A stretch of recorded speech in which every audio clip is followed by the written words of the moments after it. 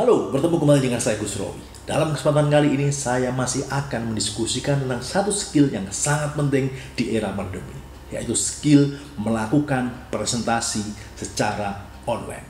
Kata kunci tips saya adalah engage, engage, dan engage. Meskipun kita terpisah jarak karena kita melakukan presentasi secara online, bukan berarti kita tidak bisa melibatkan partisipan di dalam presentasi yang kita lakukan. Dan untuk bisa melakukan engage, engage, dan engage, ini tips yang saya tawarkan untuk Anda semua.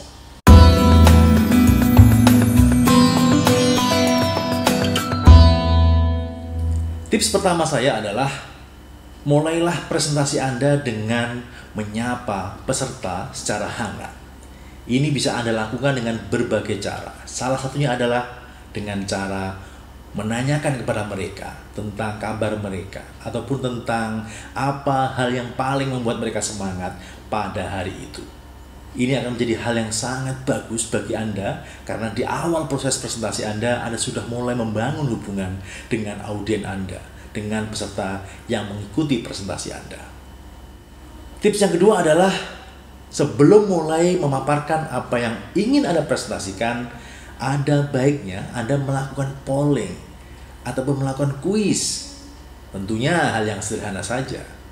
Polling ataupun kuis ini sebenarnya adalah sebuah cara Anda untuk mengengage, untuk melibatkan mereka dengan apa yang nantinya akan Anda presentasikan. Kuisnya mungkin tentang pertanyaan-pertanyaan yang jawabannya adalah benar atau salah, ataupun setuju atau tidak setuju. Dengan cara ini maka sekali lagi Anda mengengage, melibatkan partisipan, melibatkan audiens Anda dalam presentasi yang Anda akan lakukan. Ketiga, dalam menggunakan presentasi online, khususnya Zoom, maka saya sarankan Anda menggunakan virtual background sebagai tempat di mana Anda menaruh materi-materi Anda. Mengapa virtual background? Karena dengan virtual background maka Anda tidak memakan ruang tempat di mana Anda bisa berinteraksi dengan partisipan Anda.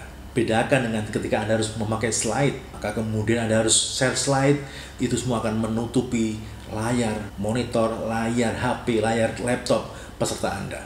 Memang dibutuhkan effort yang cukup untuk bisa membuat virtual background yang bisa menampung semua materi-materi Anda.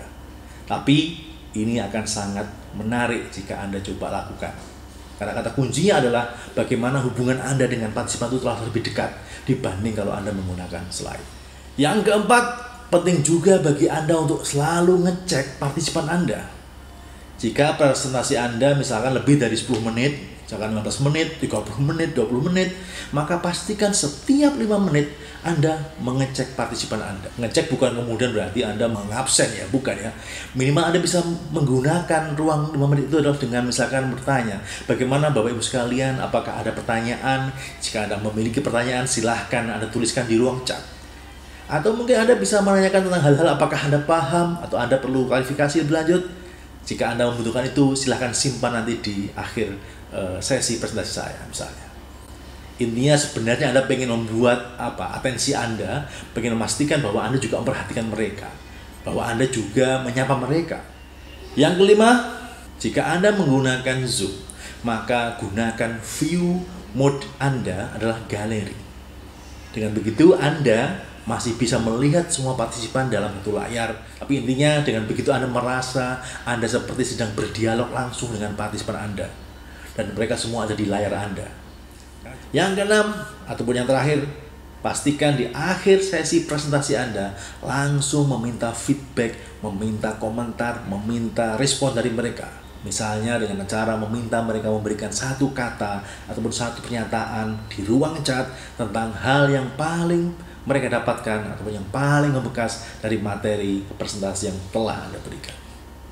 Dengan begitu, sekali lagi Anda sedang mengengage partisipan Anda, melibatkan mereka dalam presentasi yang Anda lakukan. Itu 6 tips dari saya tentang bagaimana menguatkan dampak dari presentasi yang kita lakukan secara online. Kuncinya adalah engage, engage, dan engage. Melibatkan partisipan di setiap proses presentasi yang kita lakukan. Semakin sering kita libatkan partisipan di dalam presentasi yang kita lakukan, maka partisipasi, ownership terhadap presentasi yang kita lakukan semakin meningkat.